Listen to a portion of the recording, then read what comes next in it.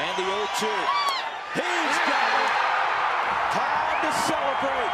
The Rockies are headed back to the postseason.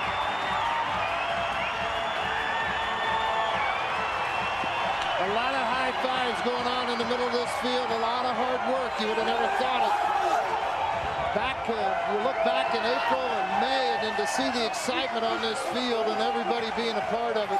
It's a wonderful day at Coors Field for the Colorado Rockies and this organization.